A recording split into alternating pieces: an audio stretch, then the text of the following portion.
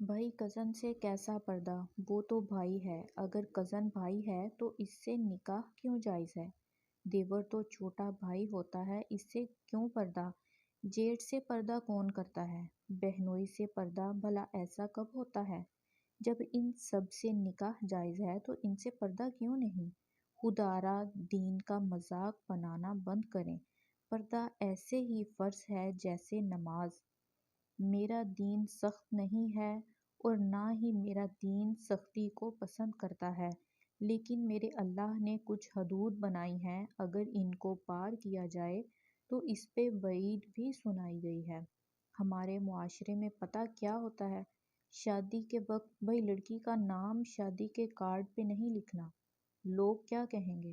شادی والے دن اسی لڑکی کو اتنے سارے نامحرم لوگوں کے سامنے بغیر پردے کے اسٹیج پر لا کے بٹھا دیتے ہیں۔ تب باپ، بھائی اور شوہر کی غیرت کہاں جاتی ہے؟ جب اسے مووی میکر اور باقی سب نامحرم دیکھتے ہیں اور طرح طرح کے کمنٹس دیتے ہیں، باپ اور بھائی خود اسے نامحرموں کے سامنے اسٹیج پہ لا کے سجا دیتے ہیں اور سب کو دعوت عام دیتے ہیں کہ بھئی دیکھو ہمارے گھر کی عزت کو۔ بہت سی عورتیں کہتی ہیں شوہر پردے کی اجازت نہیں دیتا۔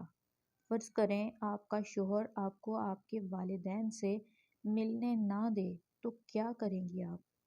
آپ اس سے لڑیں گی، منتیں کریں گی، ہو سکتا ہے آپ اپنے سسرال والوں کو بتا کے ہنگامہ کھڑا کر لیں۔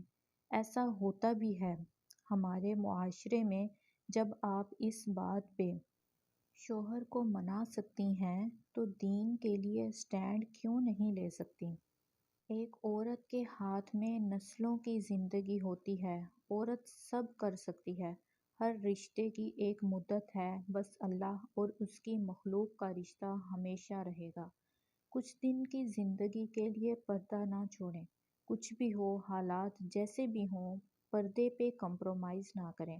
آپ کا حسن صرف آپ کے محرم کے لیے، اس کے لیے خود کو سنبھال کے رکھیں۔ الہی ہم سب مومن عورتوں کو با پردہ بنا دے۔ نسلوں کی تربیت کا اختیار اللہ نے ہمیں سونپا ہے تو کوشش کریں اس میں کوتاہی نہ ہو۔ کاش کہ یہ بات تیرے دل میں اتر جائے۔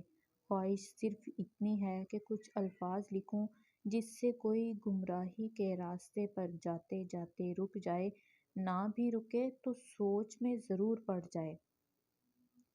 ایک لڑکے کی تربیت ایک فرد کی تربیت ہوتی ہے، جبکہ ایک لڑکی کی تربیت پورے خاندان کی تربیت ہوتی ہے۔